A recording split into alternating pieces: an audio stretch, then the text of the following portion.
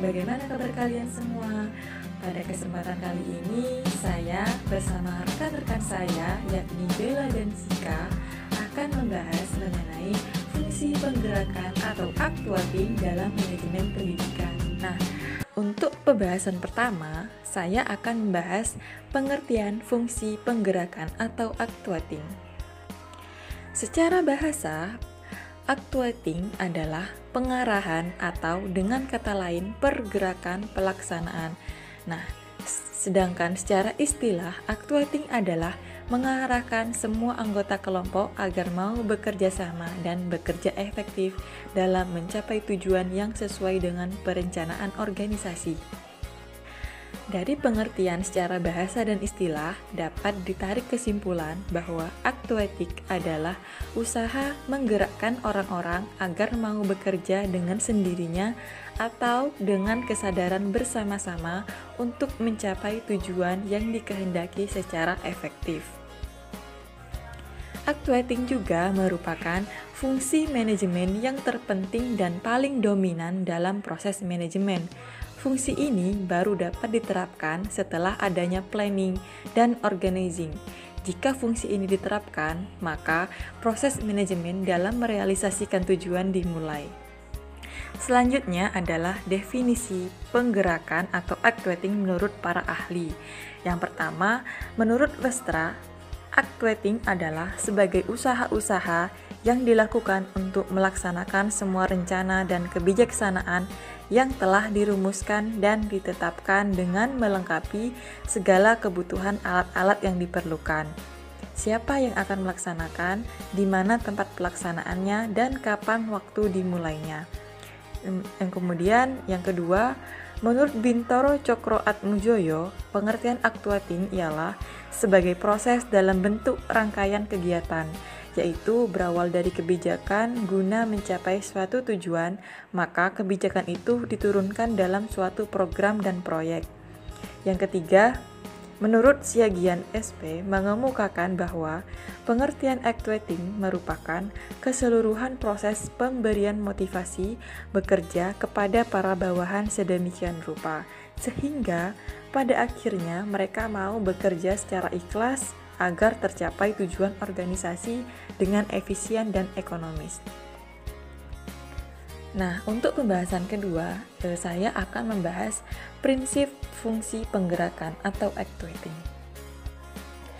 Menurut Kurniawan, prinsip actuating dalam manajemen itu ada 7. Yang pertama, memperlakukan pegawai dengan sebaik-baiknya. Yang kedua, mendorong pertumbuhan dan perkembangan manusia. Dan yang ketiga, menanamkan pada manusia keinginan untuk melebihi. Dan keempat, menghargai hasil yang baik dan sempurna. Kelima, mengusahakan adanya keadilan tanpa pilih kasih. Keenam, memberikan kesempatan yang tepat dan bantuan yang cukup. Ketujuh, memberikan dorongan untuk mengembangkan potensi dirinya.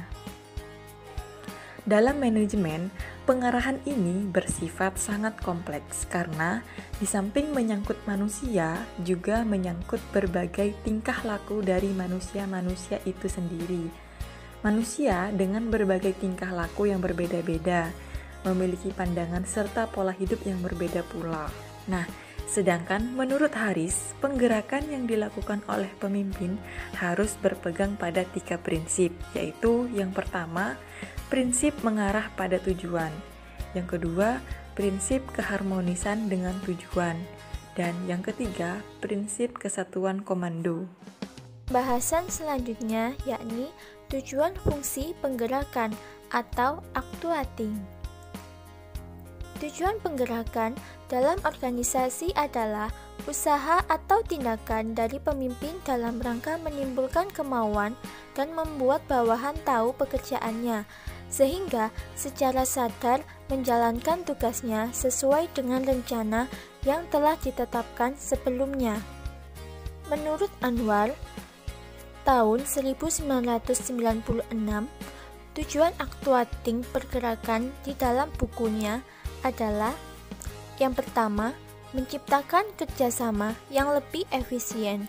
Yang kedua, mengembangkan kemampuan dan keterampilan staf. Yang ketiga, menumbuhkan rasa memiliki dan menyukai pekerjaan. Yang keempat, mengusahakan suasana lingkungan kerja yang dapat meningkatkan motivasi dan prestasi kerja staf. Yang kelima, membuat organisasi berkembang lebih dinamis. Teknik-teknik fungsi penggerakan. Menurut Azwar 1996, teknik-teknik penggerakan yang efektif antara lain: 1.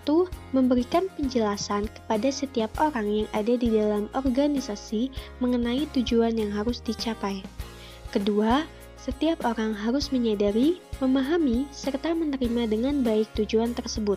Ketiga, pimpinan menjelaskan kebijaksanaan-kebijaksanaan yang ditempuh oleh organisasi dalam usaha pencapaian tujuan. Keempat, setiap orang harus mengerti struktur organisasi. Kelima, setiap orang harus menjalankan peranan apa yang diharapkan oleh organisasi dengan baik.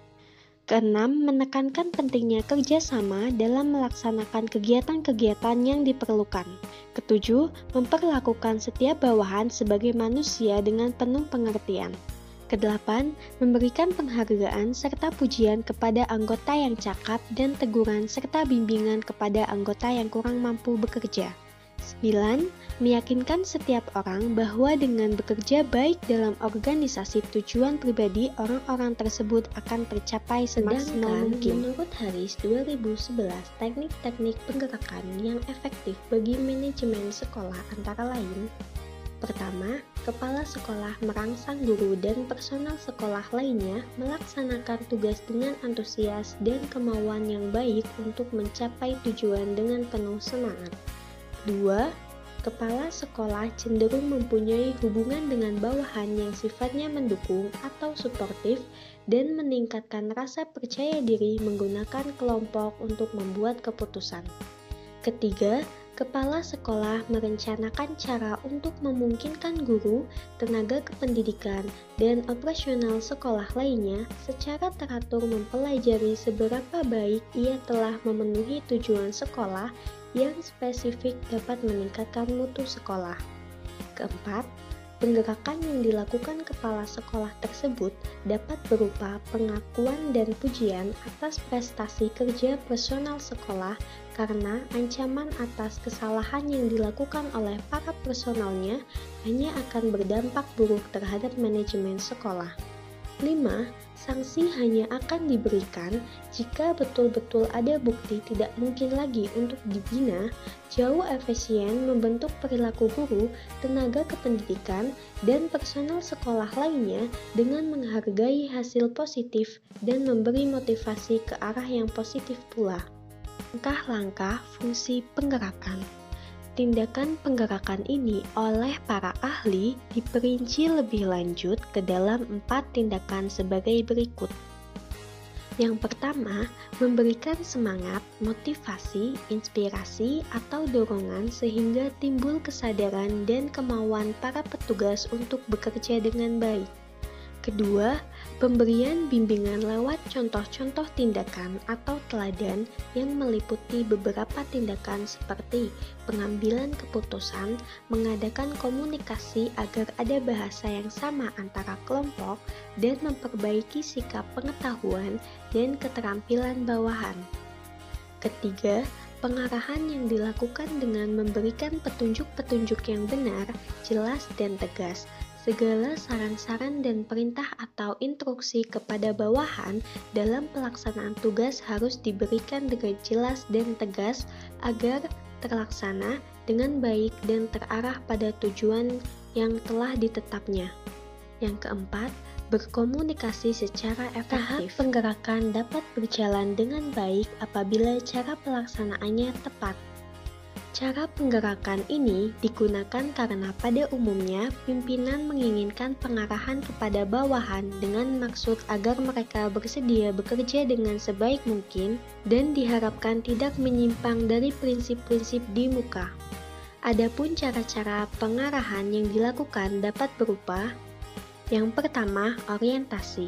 Orientasi merupakan cara pengarahan dengan memberikan informasi yang perlu supaya kegiatan dapat dilakukan dengan baik. Biasanya, orientasi ini diberikan kepada pegawai baru dengan tujuan untuk mengadakan pengenalan dan memberikan solusi atas berbagai masalah yang dihadapinya. Orientasi ini juga perlu diberikan kepada pegawai-pegawai lama agar mereka tetap memahami akan perannya. Informasi yang diberikan dalam orientasi dapat berupa di antara lain tugas itu sendiri, tugas lain yang ada hubungannya, ruang lingkup tugas, tujuan dari tugas, delegasi wewenang, cara melaporkan dan cara mengukur prestasi kerja, hubungan antara masing-masing tenaga kerja. Kedua, perintah. Perintah merupakan permintaan dari pimpinan kepada orang-orang yang berada di bawahnya untuk melakukan atau mengulang suatu kegiatan tertentu pada keadaan tertentu. Jadi, perintah itu berasal dari atasan dan ditujukan kepada para bawahan atau dapat dikatakan bahwa arus perintah ini mengalir dari atas ke bawah. Menurut Halomuan 2009, bahwasanya perintah tidak dapat diberikan kepada orang lain yang memiliki kedudukan sejajar atau orang lain yang berada di bagian lain. Adapun perintah-perintah tersebut dapat berupa: pertama, perintah umum dan khusus. Penggunaan perintah ini sangat bergantung pada preferensi manajer, kemampuan untuk meramalkan keadaan, serta tanggapan yang diberikan oleh bawahan. Perintah umum memiliki sifat yang luas, serta perintah khusus bersifat lebih mendetail. Kemudian, perintah lisan dan tertulis. Kemampuan bawahan untuk menerima perintah sangat mempengaruhi apakah perintah harus diberikan secara tertulis atau lisan saja. Perintah tertulis memberikan kemungkinan waktu yang lebih lama untuk memahaminya, sehingga dapat menghindari adanya salah tafsir. Sebaliknya, perintah lisan akan lebih cepat diberikan walaupun mengandung resiko lebih besar. Biasanya, perintah lisan ini hanya diberikan untuk tugas-tugas yang relatif mudah. Kemudian, perintah formal dan informal. Perintah formal merupakan perintah yang diberikan kepada bawahan sesuai dengan tugas atau aktivitas yang telah ditetapkan dalam organisasi. Sedangkan perintah informal lebih banyak mengandung saran atau dapat pula berupa bujukan dan ajakan. 3. Delegasi wewenang. Pendelegasian wewenang bersifat lebih umum jika dibandingkan dengan pemberian perintah. Dalam pendelegasian wewenang ini, pemimpin melimpahkan sebagian dari wewenang yang dimilikinya kepada bawahan. Kesulitan-kesulitan akan muncul bila mana tugas-tugas akan diberikan kepada bawahan itu tidak jelas. Misalnya, kesulitan-kesulitan ini dapat menimbulkan keengganan bawahan untuk mengambil suatu tindakan. Sebagai contoh, seorang kepala bagian pembelian mengadakan perjanjian pembelian dengan pihak penyedia atau supplier dengan wewenang yang kurang jelas itu, ia akan menanyakan kepada pimpinan yang jawabannya belum tentu memuaskan. Hal ini dapat diatasi dengan membuat suatu bagian wewenang untuk menyetujui perjanjian. Tahap penggerakan dapat berjalan jika directing, commanding, leading, dan coordinating dapat berjalan dengan baik. Dari ketiga istilah tersebut, maka dapat disimpulkan tahap penggerakan ini yaitu memberikan motivating untuk memberikan penggerakan dan kesadaran terhadap dasar daripada pekerjaan yang akan dilakukan, yaitu menuju tujuan yang telah ditetapkan, disertai dengan memberi motivasi-motivasi baru, serta bimbingan atau pengarahan sehingga pelaksanaan akan mudah untuk dicapai, dan setiap komponen pelaksana bisa menyadari serta timbul kemauan untuk bekerja dengan tekun dan baik, berhubungan dengan komponen pelaksanaan agar terjadi keselarasan antara tujuan awal dengan pelaksanaan. Teman-teman, tadi kami telah menjelaskan materi tentang fungsi penggerakan atau actuating. Mohon maaf jika ada salah ucap. Jangan lupa untuk like, comment, subscribe, dan dibagikan ke teman-teman yang lainnya. Semoga bermanfaat dan sampai jumpa di materi selanjutnya.